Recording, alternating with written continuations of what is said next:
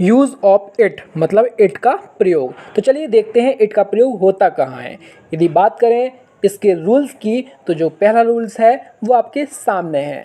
पहले रूल के अनुसार इट का जो प्रयोग होता है वो नेचुरल इंसिडेंट मतलब किसी भी प्रकार की प्राकृतिक घटना के साथ जो है हम उसे करते हैं। प्राकृतिक घटना जैसे कि सीजन हो गया, वेदर हो गया, अर्थक्वेक हो गया, इस प्रकार की कुछ प्राकृतिक घटनाएं हैं। साथ ही साथ इसका प्रयोग हम लोग समय अर्थात टाइम के साथ, डे मतलब दिन के साथ, ईयर मतलब वर्ष के साथ भी करते हैं। तो इस प्रकार से इट का प्रयोग हम लोग यहाँ कर सकते हैं। चलिए इसको और अच्छे से समझने के लिए कुछ एग्जाम्पल्स भी हम लोग देख लेते हैं।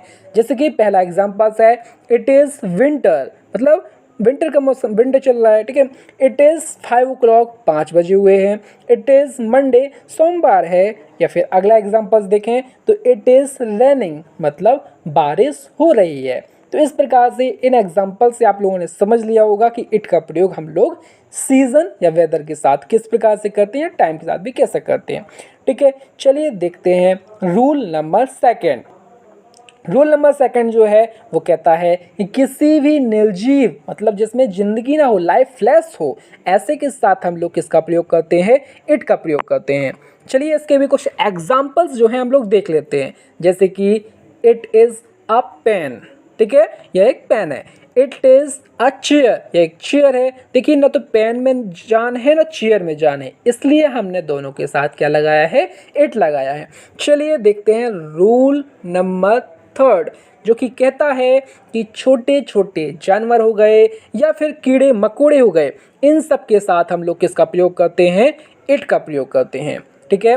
जैसे कि एग्जाम्पल्स के थ्रू अपन लोग देखें तो इट इज़ अ डॉग मतलब वह कुत्ता है। कुत्ता क्या है, एक छोटा छोटा जानवर है, ठीक है। बात करें इट इज़ एन एंट, एंट क्या है, छोटे कीड़े मकोड़े में भी आ सकती है। इस प्रकार से अपन लोग यहाँ पर इट लगा रहे हैं। चलिए देखते हैं रूल नंबर फोर्थ जो कि कहता है किसी नाउन या प्रोनाउन पर जोर देने के लिए मतलब एम्फेसाइज करने के लिए अपन लोग किसका प्रयोग करते हैं, इट का प्रयोग करते हैं। जैसे कि एग्जाम्पल्स में अपन लोग देखते हैं it is Sinki who helped him last night मतलब वह सिंकी थी जिसने पिछली रात क्या की थी, मेरी मदद की थी, ठीक है। अगला examples it is I who have taught you वह मैं ही था जिसने तुम्हें पढ़ाया था।